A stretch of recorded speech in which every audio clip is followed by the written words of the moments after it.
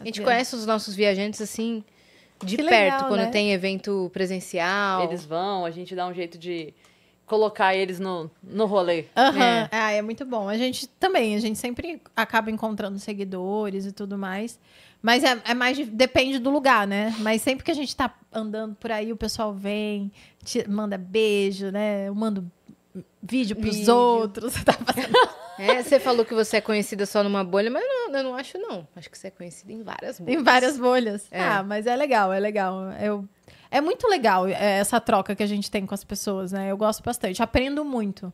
Eu acho que isso é uma coisa que as pessoas às vezes não percebem, que existe realmente uma troca. Porque vira e mexe, a gente recebe a crítica, né? As críticas construtivas, que, gente, crítica construtiva não existe. Geralmente ela tá te destruindo, a pessoa, né? E ela fala quase sempre mais dela do que de você. Mas as pessoas realmente muitas vezes elas escrevem com carinho e a gente ouve. E eu já mudei tanta coisa porque alguém falou, olha, Malu, se você fizesse desse jeito ia ser mais legal.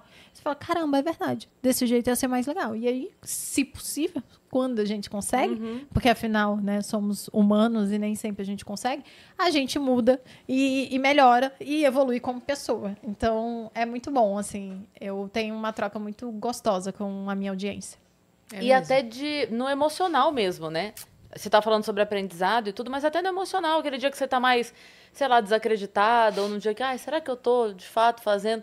E alguém vem e manda aquela, tipo assim, mudou, isso aqui me mudou, isso aqui teve X resultado na minha vida. Você fala, cara, eu tenho que continuar.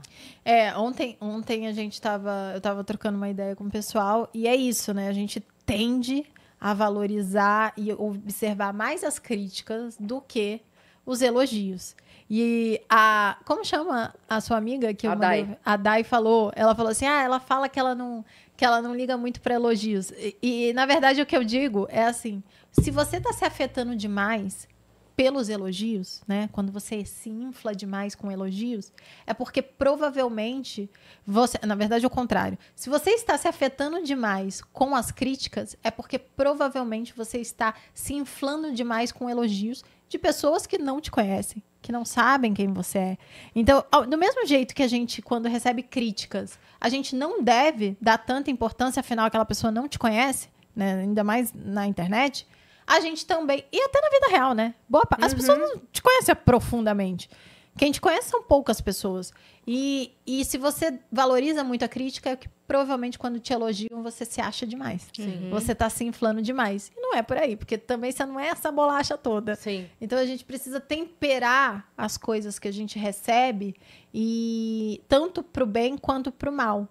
E, no geral, a gente tende a dar mais valor às coisas ruins do que as coisas boas, mas a gente recebe uma infinidade de coisas boas, muito mais do que as coisas ruins. Pelo menos eu recebo. Eu acredito que vocês também. Total. E é sempre elogios, sempre coisas muito legais, assim. Ontem mesmo eu recebi uma seguidora falou, perdi 20 quilos desde 2007 seguindo. Eu falei, caramba, 2017. Eu falei, caramba, olha só, a pessoa tá e faz tanto tempo que eu faço isso, e que bom. Porque eu continuo ajudando as pessoas. E às vezes vem alguém, faz uma crítica ou outra e você fica abalado. Porque acontece também, Sim. né? E aí você fala, pra que eu tô fazendo isso? E tem um monte de gente sempre elogiando. Tem uma participação do Chico Anísio, acho que foi no Roda Viva, tem muito tempo isso. Eu não sei se eu vou lembrar exatamente as palavras dele. Mas ele tinha recebido uma crítica severa. Tipo, eu não lembro do que chamaram ele. Mas tipo assim, idiota, alguma coisa assim, sabe? E aí ele fala, perguntam pra ele o que ele achou de terem feito aquela crítica e tal. Aí ele fala assim, quando me chamaram de inteligente, eu não fui idiota de acreditar. Então agora que estão me chamando de idiota, eu tenho que ter a inteligência de não acreditar também. É bem por aí, né? Muito bom. Tipo assim, a opinião dos outros pertence a eles, não pertence a mim. Eu preciso blindar, né? Uma vez a gente tava comentando com isso, que tem o seguidor que é tudo que você faz, te amo, te adoro. Tipo, você tá fazendo uma merda, o seguidor, não, tá ótimo, tá ótimo. Você fala, eu sei que não tá ótimo. Tal Mas coisa obrigada, que eu fiz, mas não obrigada. E tem o hater que é tipo assim, qualquer coisa que você faz tá uma bosta, eu sei que também não tá uma bosta. Vamos com calma. Então tem aquele mediano que fala assim, gostei disso, isso aqui tá bom, isso aqui eu gostei mais que aquele, poxa vida, o outro tava melhor que esse. Aí você fala, ok, temos uma pessoa aqui que tá querendo ajudar. Exato. Né? E falando sobre críticas, vocês que fazem podcast, eu lembro que quando eu vim aqui as outras vezes, eu até em algum momento eu comentei isso. Que quando eu comecei a fazer podcast, eu fiquei muito insegura, porque era muito difícil para mim. Principalmente porque eu já tinha tido uma experiência de um quadro no meu canal do YouTube, onde eu fazia entrevistas, e eu fui péssima, porque eu interrompia as pessoas e tudo mais. E no podcast, a nossa ideia é ser uma conversa, né? A pessoa se sentir sentada no sofá aqui com a gente, né? Dando risada, fazendo parte dessa conversa. E não um monólogo, não uma entrevista onde você pergunta e a outra não tem opinião nenhuma e não pode dar opinião. Então, a ideia do podcast é justamente que você consiga conversar, trocar ideia, discordar, concordar, trazer argumentos. E isso que faz do programa algo tão legal, né? Pois é. Eventualmente, chega pessoas que olham e lançam várias críticas, das mais diversas possíveis, entre elas, vocês interrompem muitos convidados, vocês não deixam o convidado falar, ou você tá dando risada, ou sei lá, vocês às vezes interrompem o raciocínio. E a pessoa não entende que, poxa, faz 3 anos e meio que a gente tá fazendo isso. A gente entendeu algumas coisas da dinâmica do negócio. A gente sabe qual assunto perguntar, né? Qual o momento, às vezes a pessoa está falando muito e fica mais chato, então tem que dar uma cortada e tal. Ou então só porque a gente está ali conversando, né? Então tudo certo, numa conversa acontece. E eu, particularmente, né, vim fazendo um exercício de falar menos, incomodar menos, interromper menos. E eu consegui. Eu entendo isso, que às vezes era chato. E entenda, se eu interrompi numa hora que foi ruim, não foi só você que reparou, eu também reparei, né? Eu também achei ruim. Só que tá gravada essa porra, não tem o que fazer. O que a gente vai fazer? E ali foi mais forte que você. Você ficou empolgada de falar. E aí, como no passado, né, eu realmente já tive esses momentos de interromper e tudo mais, hoje em dia, eu tenho muita atenção nisso. E aí, quando falam isso, eu falo, caramba, cara, já evolui tanto nisso. Ninguém tá falando, olha como você tá boa. E aí, eu tive um outro problema. Eu tive o problema de que fiquei me cerceando tanto nesse quesito de, não interrompe, não fala, não sei o quê, que eu acho que eu perdi um pouco da naturalidade e, às vezes, falta a espontaneidade que antes tinha, que deixava divertido e eu dava risada. E aí fica mais engessado. Por quê? Porque a gente está com medo das críticas. Sim. Então, obviamente que dá para criticar, né? Mas a gente também tem que ter parcimônia para conseguir receber as críticas e não se mudar. Porque quando a gente muda demais pelo outro, a gente deixa de ser a gente.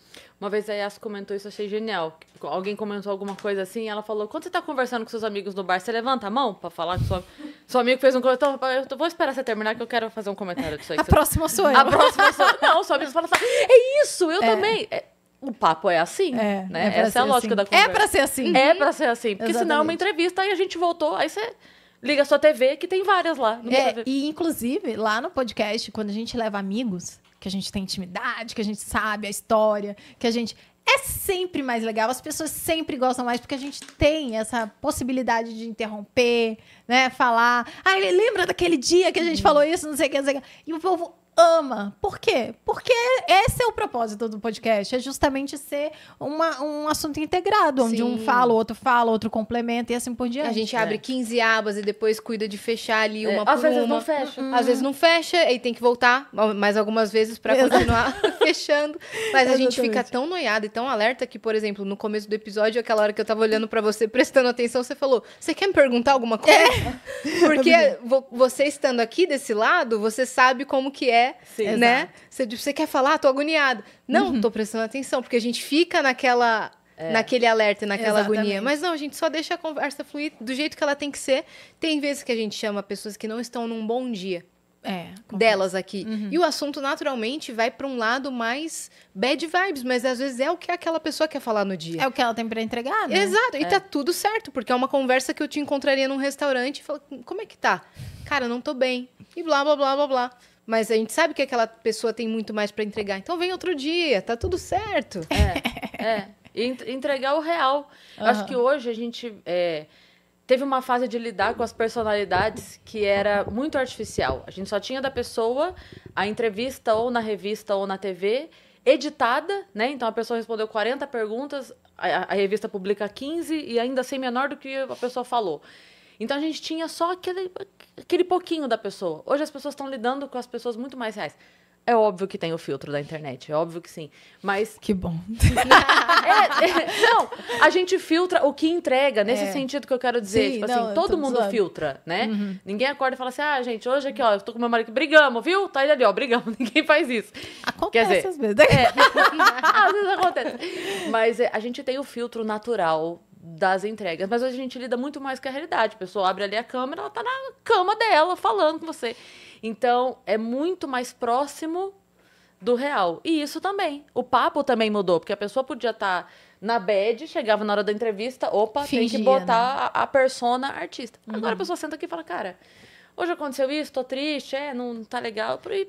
Isso me fez lembrar um episódio que já aconteceu várias vezes, de eu e o Bruno brigar antes do episódio, entrar brigado. E aí, aqui também, menina.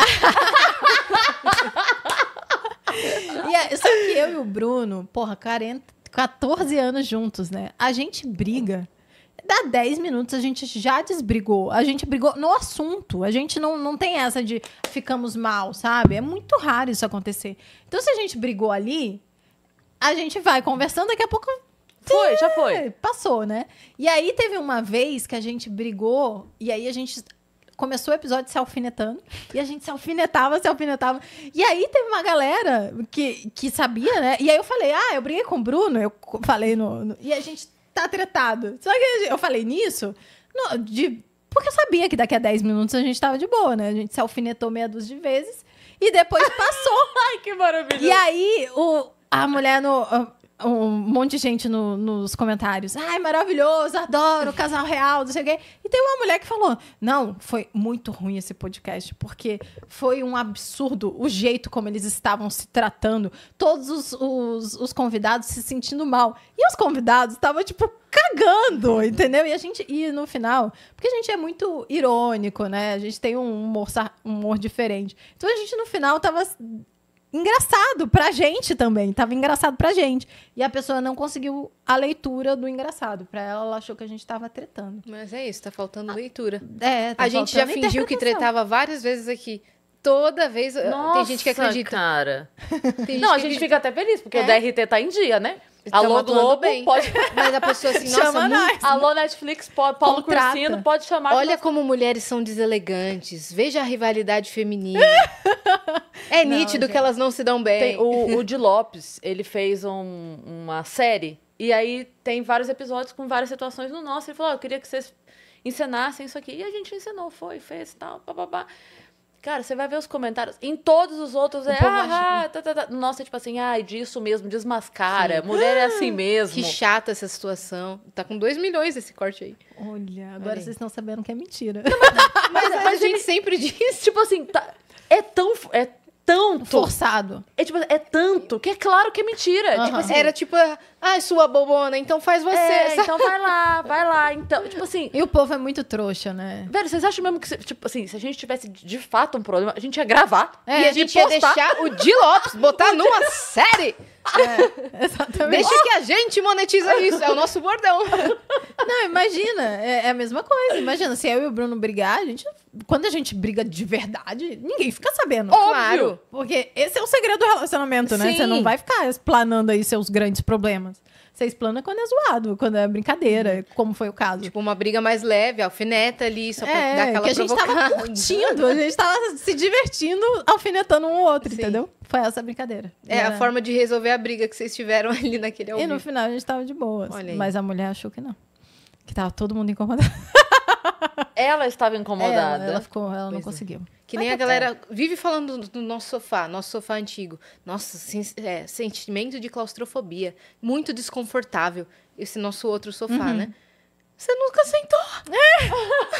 Você não sentou! Nossa, tão desconfortável esse sofá. Ninguém nunca tinha falado aqui. Mas nos comentários, a galera sabe tudo. Eu sentei, não lembro disso não. Acho que era mentira. Pois e a gente fica tão noiado que, tipo assim, era uma coisa que eu falava muito pro Thiago. Eu falava, não, porque o sofá, sempre. Aí um dia ele veio. E aí ele foi, sentou, eu falei, você percebeu dele? O quê? Ele falou, adorei o sofá. Era ótimo o sofá. Tava tudo bem com o sofá. O povo às vezes complica umas coisas que... Não complique a vida, gente. Acho que o segredo da vida é esse, né? Eu tenho um bordão, que o segredo da vida é baixa expectativa e bom humor. Se você tá com baixa expectativa do sofá e senta aí, ok... Você fala, nossa, maravilhoso. Então, é isso. No caso, o sofá era maravilhoso que eu sentei e eu não lembro de ter ficado mal. Não, e tem outra coisa também, né? A gente... de repente, a pessoa vê aquilo e ela assiste sempre, ela tá... Então, pra ela é uma questão, porque, tipo assim, se fosse esse sofá da minha casa. Não é o sofá da sua casa. E o convidado sabe disso. Malu tem um sofá belíssimo. Tá tudo bem pra ela. Tá tudo bem pra ela sentar no outro sofá, porque tem um propósito. Inclusive, no escritório, era esse sofá que a gente tinha. Ah, é? Uhum. Olha esse é o nosso sofá novo. Aprovado. Adorei. Tá Ótimo. vendo? Então, bem gostoso. Você já tinha aprovado ele antes, porque se você botou na sua casa... Sim. Eu já tinha provado esse aqui. Toma. Tá aprovado. Faladores de sofá.